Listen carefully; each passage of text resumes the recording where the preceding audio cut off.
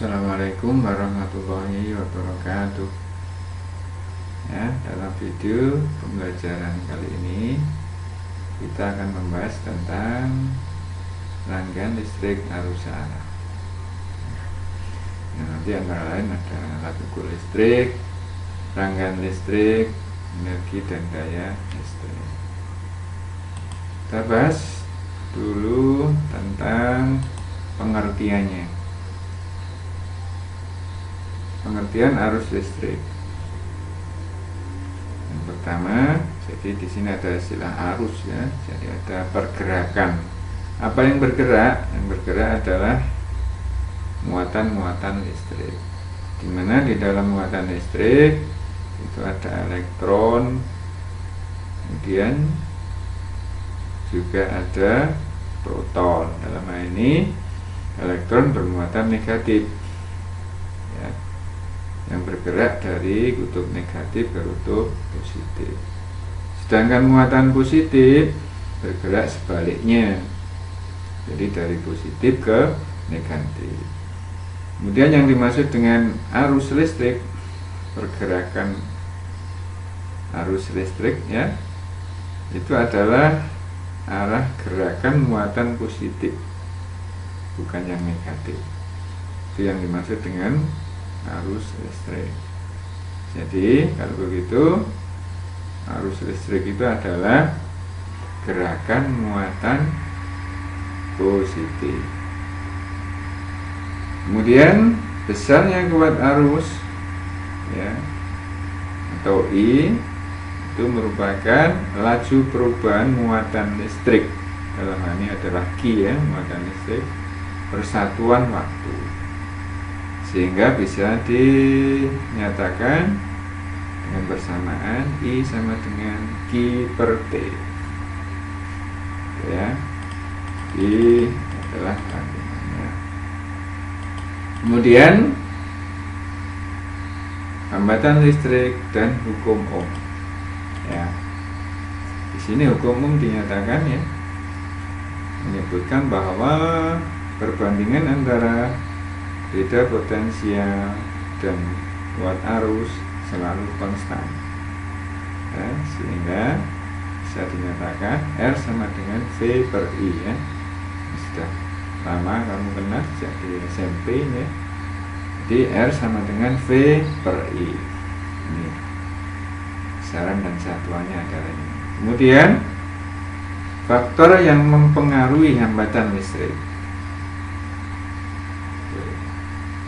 Jadi ketika arus itu mengalir, tentunya ada hambatannya, tergantung dari beberapa hal. Yang pertama adalah tergantung dari jenis bahannya. Yang kedua tergantung dari panjangnya. Dan yang ketiga tergantung dari luas penampangnya. Ya, seperti ini. Jadi maksudnya kalau bahannya itu bagus ya, semacam ya, di sini misalnya saya beri contoh tembaga, itu masuk adalah salah satu bahan yang bagus dalam hal mengalirkan muatan listrik. Ini tergantung dari bahannya. Kemudian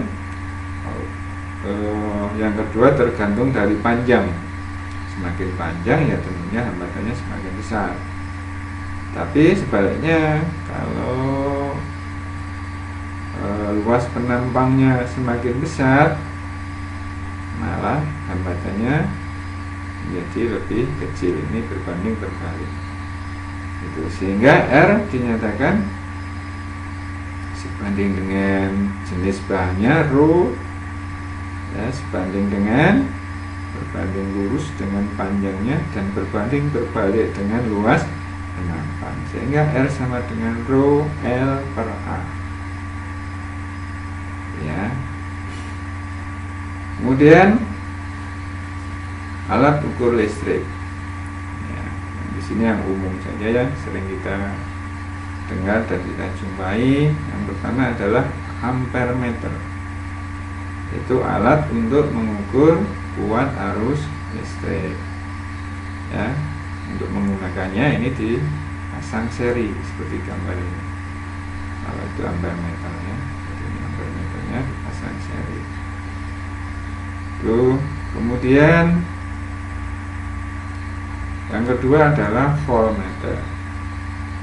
Adalah alat untuk mengukur tegangan listrik. Kalau voltmeter itu disusun paralel ini ya. Itu caranya kita menggunakan alat voltmeter. Kemudian yang ketiga adalah ohmmeter, alat untuk mengukur hambatan listrik atau resistor. Hambatan listrik, ohmmeter namanya. Kemudian cara membaca alat ukur. Nah, seperti ini ya. Nilai besaran yang diukur dengan menggunakan alat ukur dapat dihitung sebagai berikut. Misalnya saya nyatakan N ya. Jadi besaran yang akan kita ukur itu saya nyatakan N sama dengan skala yang ditunjuk per skala penuh ya, dikalikan dengan batas ukur alatnya ya. Untuk memperjelas setelah nanti ya kita akan membahasnya. Ini kan ada skala yang ditunjuk, misalnya ini angka berapa ya, 50, ini 80 ya. Ini kan ada skala yang ditunjuk tuh. Kemudian skala penuhnya menurut gambar ini 100 misalnya. Kemudian batas ukur alat itu masing-masing berbeda. Jadi ada spesifikasinya di dalam masing-masing alat. Misalnya 1 ampere, 5 ampere kalau ampere meter, atau 1 volt, 5 volt itu kalau voltmeter. Makanya nanti untuk memperjelas ini kita akan memberikan contoh soal untuk membaca alat ukur listrik. Berikutnya, nah ini susunan seri dan paralel komponen listrik atau hambatan listrik utamanya ya, seperti ini. Kalau berjajar seperti ini namanya susunan seri. Misalnya ada R1, R2, R3 dan seterusnya. Ini seri. Ya, hambatan totalnya RS namanya, R total, R1 ya, plus R2 plus R3 dan seterusnya kalau seri ya. Kemudian yang di sebelahnya ini adalah susunan paralel ya, bedanya. Kalau paralel ini bisa kita hitung dengan rumus super R sama dengan super R1 plus super R2 plus super R3 dan seterusnya. Kemudian hukum Kirchhoff ada 2 ya yang kita bahas nanti. Nah, ini yang pokok-pokok saja. Hukum 1 Kirchhoff menyatakan bahwa jumlah aljabar dari arus listrik pada titik cabang rangkaian sama dengan 0 ya, atau bisa disebutkan jumlah watt arus listrik yang masuk pada titik cabang ini ya sama dengan jumlah watt arus yang keluar dari titik cabang ya. Bisa juga ini kita beri tanda, misalnya ini ya, ini yang masuk misalnya. Itu tanda saja ya, ini yang masuk dan apanya. Kemudian menurut kesamaan ini berarti keluar itu sana ya, menjauhi titik cabang. Jadi kesana semua ini arahnya menurut persamaan. Nah, kalau diberi anak mana seperti itu. Sehingga kalau kita lihat jumlah aljabar, jumlah watt arus yang masuk ya sama dengan jumlah watt arus yang keluar. I1 ini ya. Jadi I1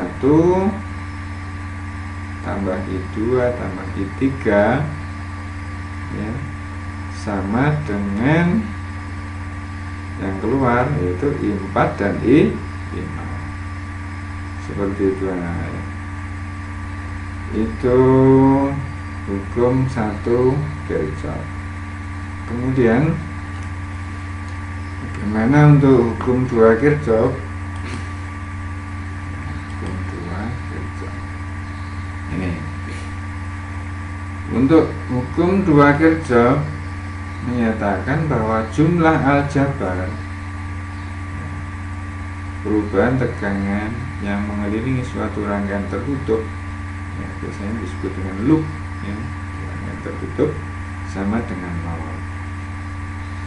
Ya, ini bisa dinyatakan dalam bentuk kesamaan, namanya sigma V sama dengan 0, atau sigma V ini jumlahnya, jumlah E elemen, ya. Kalau di dalam arus arah biasanya dinyatakan dengan E, plus sigma I kali R. Menurut hukum Ohm, V sama dengan I kali R. Ini juga potensial ini, ya. Ini saja karena arusnya itu mengalir dalam suatu rangkaian, mempunyai kuat arus I dan melalui hambatan R, ya. Maksudnya seperti itu. Sama ini, maksudnya adalah mengukur beda potensialnya. Karena menurut hukum Ohm, sekali lagi, V sama dengan I kali R. Elemen juga, yaitu sama dengan beda potensial. Satuannya sama, ini volt, ini juga volt. Itu hukum 2 Kirchhoff. Kemudian, ya, untuk menyikat waktu, saya sampaikan yang penting-penting saja. Energi listrik, energi dan daya listrik. Apakah energi listrik itu?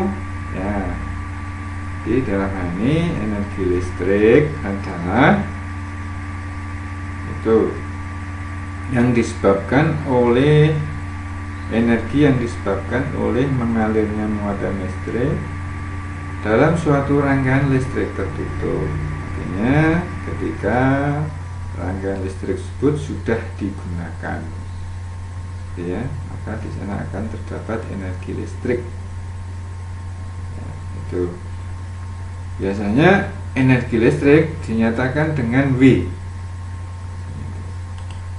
Jadi di sini ada W, ya, W. W sama dengan Q kali V, muatan listrik dikalikan dengan beda potensialnya. Kemudian karena Q sama dengan I kali T, maka rumusnya menjadi W sama dengan V kali I kali T. Menurut hukum Ohm, V sama dengan I kali R. Ya, tinggal masukkan saja. V-nya diganti I kali R, sehingga energi listrik bisa juga dinyatakan I kuadrat kali R kali T, atau bisa juga dinyatakan, ya, I-nya yang dirubah sekarang, ya, kan jadi kuadrat, ya, V kuadrat per R kali T. Ini semuanya rumus untuk menentukan apa? Energi listrik. Jadi tergantung dari yang diketahui, ya, beberapa bersama. Kemudian coba kita lanjutkan. Yang kedua adalah daya listrik. Daya listrik.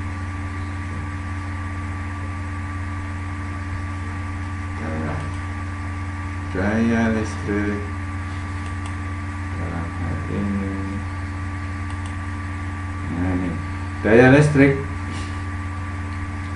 didefinisikan sebagai energi listrik persatuan waktu. Ya, jadi kalau ini dinyatakan dalam bentuk persamaan, P-nya sama dengan W per T. Dimana tadi W sama dengan V kali I kali T per T, jadi T-nya bisa dicoret, tinggal V kali I. Atau I kuadrat kali R sama dengan ini, V kuadrat per R, ya. I kuadrat kali R, karena I kuadrat, ya, V kuadrat per R. Itu tentang daya listrik.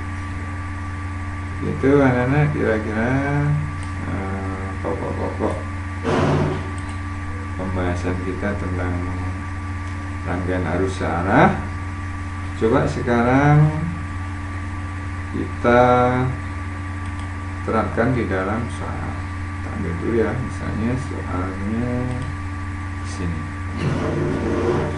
Sini ada soal misalnya.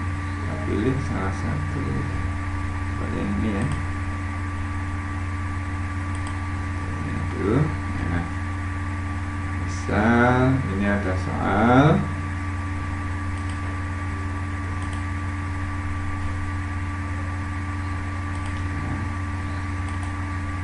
Oke, ayo kita besar deh.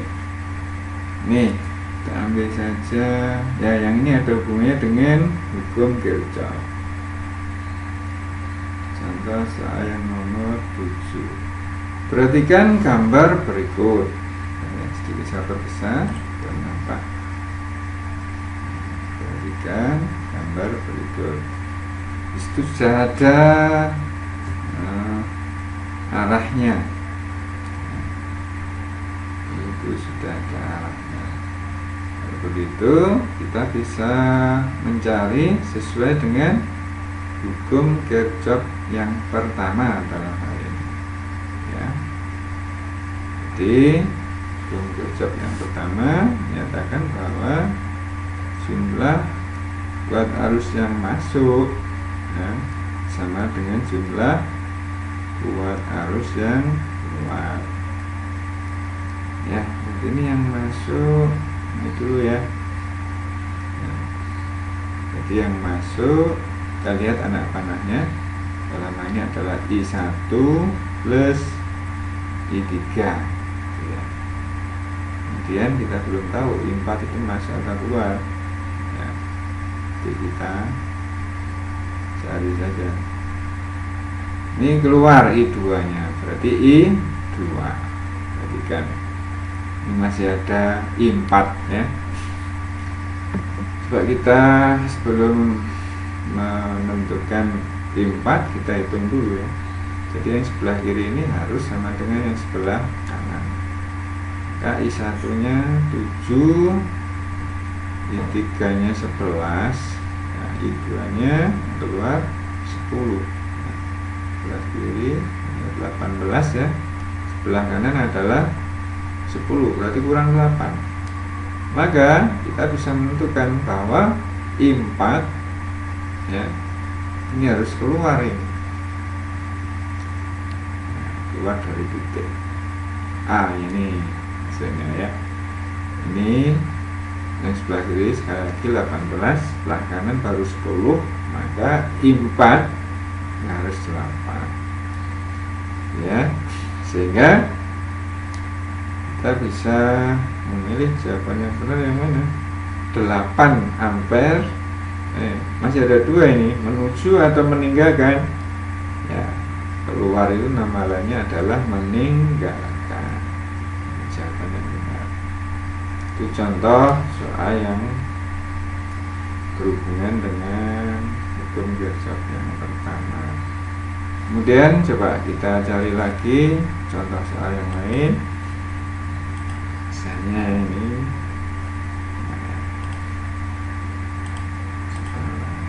ya, bisa seperti ini.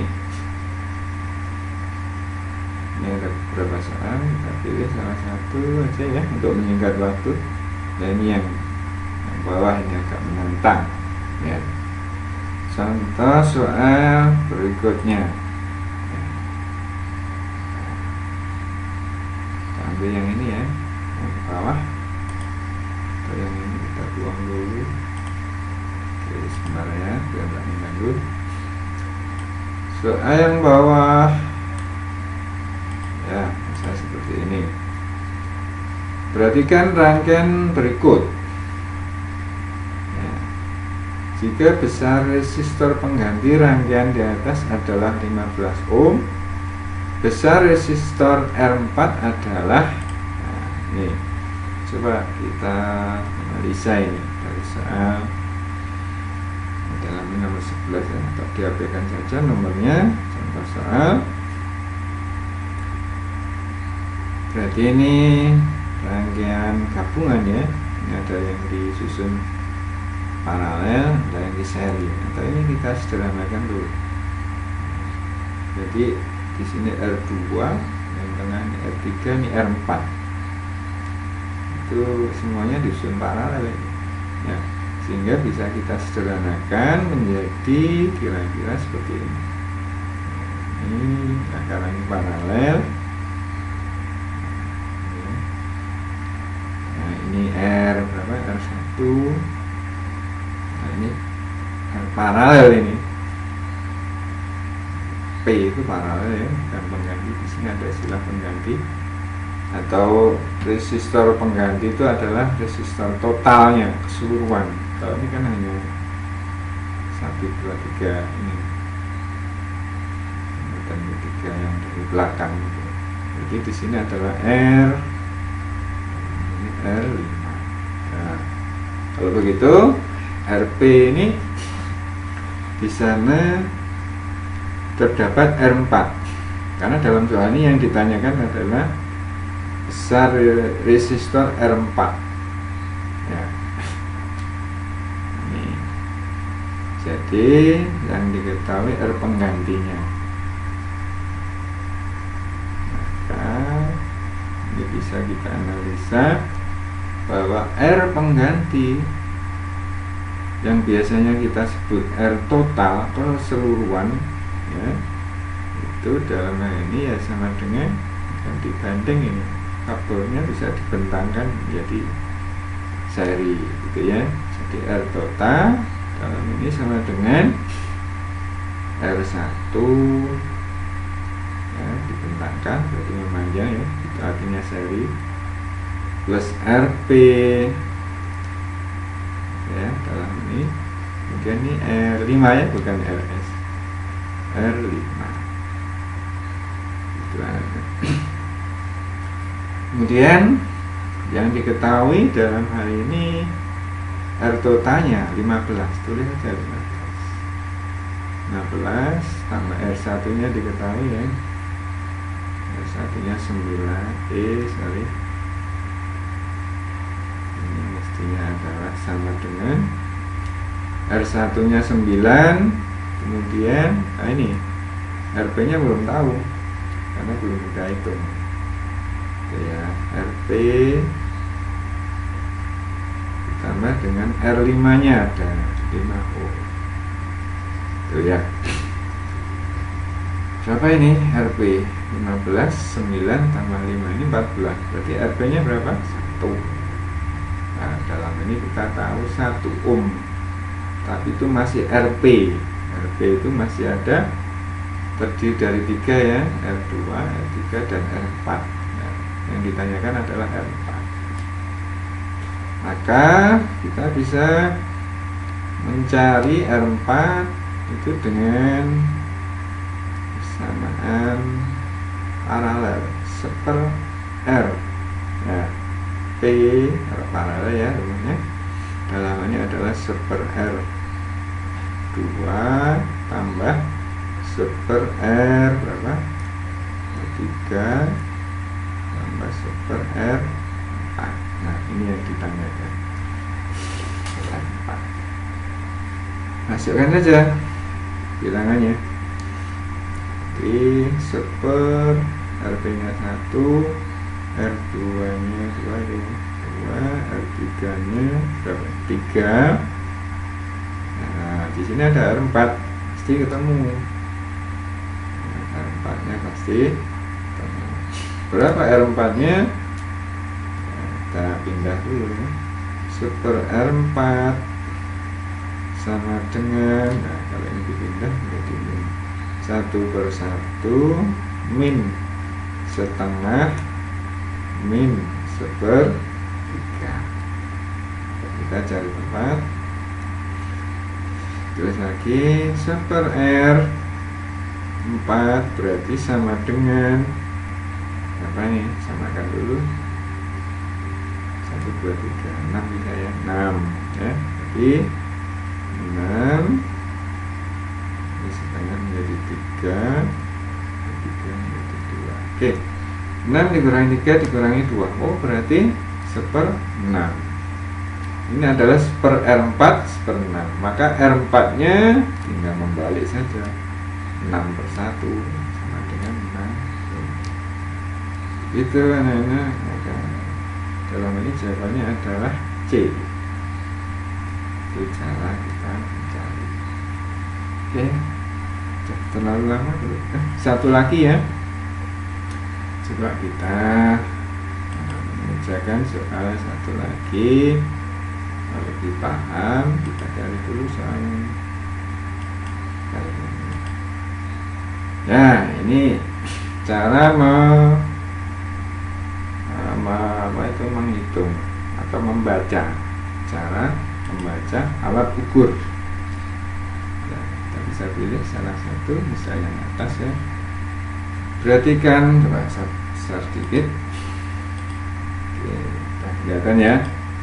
Nah, remang-remang ini.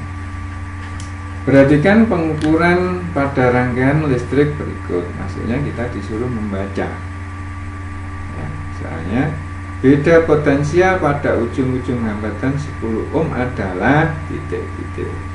Bagaimana cara menghitungnya? Tadi ya, pada pembahasan materi secara ringkas tadi sudah kita sebutkan. Masih ingat tadi?